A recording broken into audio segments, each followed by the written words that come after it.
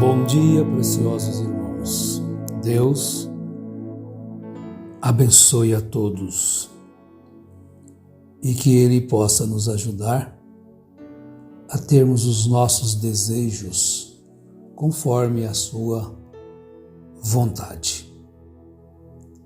O andar daqueles que confiam no Senhor é um pouco diferente daqueles que preferem o mundo, não é?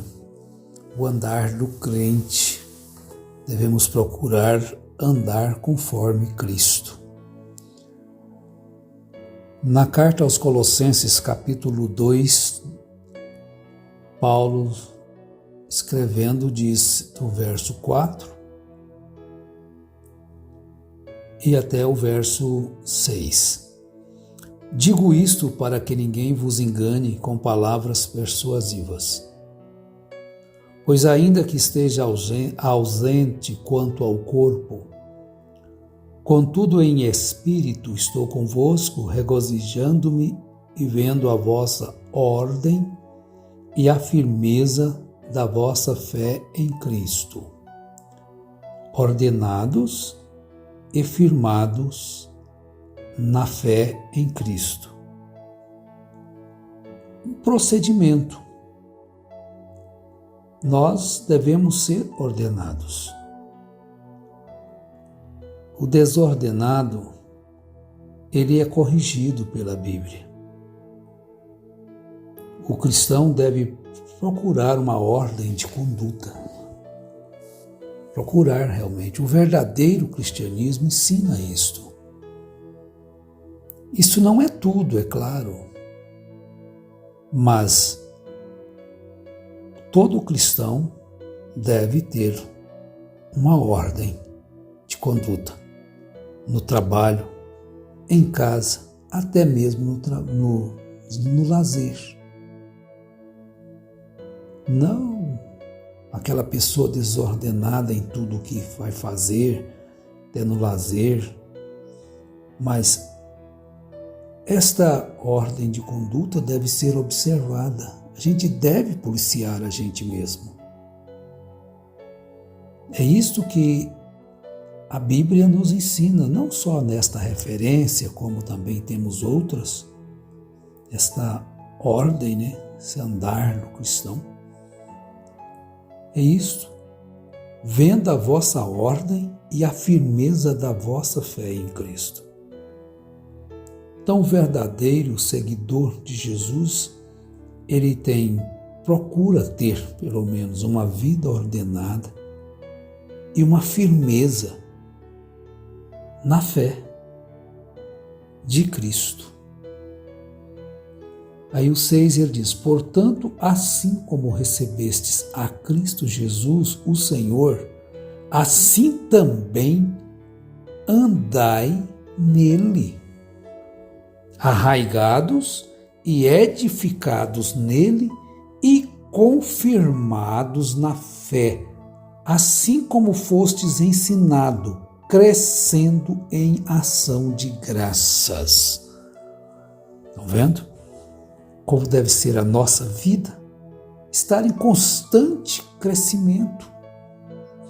Na medida que os dias vão passando, na leitura da palavra, na oração, na adoração, no louvor, vai sendo arraigados, quer dizer, vai pegando firmeza, enraizados e edificados nele e confirmados na fé. Então há um período, um tempo de confirmação. Muitos começam, mas nem todos se arraigam. Muitos começam, mas nem todos são confirmados na fé. Nem todos serão edificados. Saem do Egito, mas não foram edificados na fé. Não foram arraigados, não foram confirmados. Mas saíram para perecerem no deserto. Não cresceram na ação de graça. Então veja a advertência da palavra. Agora eu sou isso, agora eu sou aquilo. Espere um pouco, procure firmar-se nisto. Crescer, se a criança nascer e não crescer, há algum problema ali. Tem que ser observado, não é assim mesmo? Ela nasceu com 45 centímetros, tem 50, alguns tem que nascem com mais, né? Mas passa uma semana, um mês, está do mesmo tamanho. Está na mesma infantilidade. Está do mesmo jeitinho.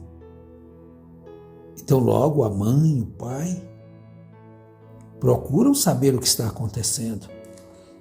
Assim nós que nascemos de novo, nascemos em Cristo, devemos observar o crescimento na fé, o crescimento no amor.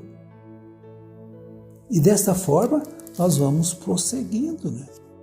O andar dos crentes, ele é transformado, ele é mudado. Há uma vida nova ali agora por dentro. Carta aos Romanos, Paulo escreve: de sorte que fomos sepultados com ele pelo batismo na morte, para que, como Cristo ressurgiu dentre os mortos pela glória do Pai, assim andemos nós também em novidade de vida. Romanos 6, verso 4.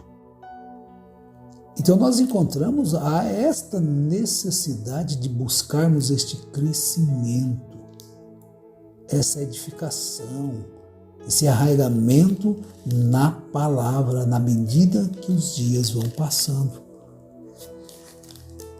para que nós possamos chegar aonde precisamos chegar, à estatura completa de Cristo. Se fala mais em coisas naturais do que nas espirituais, o mundo evangélico, mais envolvido nas coisas da terra do que nas coisas celestiais. Então as pessoas vão se tornando assim como os líderes são. É a política, é outras coisas, é financeiro, mas esquece de que nós estamos colocados aqui como que Cristo, outra vez, Cristo vivendo em nós. O Evangelho é isto. É Cristo em nós a esperança da glória, é Cristo em vós a esperança da glória. Este é um mistério que foi revelado. Então nós, como prisioneiros de Cristo, Efésios 4:1 diz: portanto, como prisioneiros do Senhor, rogo-vos que andeis como é digno da vocação com que fostes chamados. Então hoje é muito natural, todas as coisas, tudo é comum, ninguém se assusta, porque o amor esfriou. Porque quando Jesus diz, porque o amor, por aumentar a iniquidade, o amor de quase todos esfriará. Então fica só jogando, esfriará, mas o amor já esfriou. O amor pela palavra, o amor pela ordem e conduta cristã, das crianças, dos adolescentes, dos jovens, dos homens e mulheres já maduros, até mesmo os anciãos, os venerados anciãos, né? Mas desta forma, Paulo está dizendo: portanto, como prisioneiros do Senhor, rogo-vos que andeis como é digno da vocação com que fostes chamados. Você foi chamado, foi vocacionado para viver uma vida, não querer ser melhor do que ninguém, mas uma vida digna da vocação. Então cada um tem de Deus um chamado. Então uma vida digna da vocação com que fosse chamado. Isso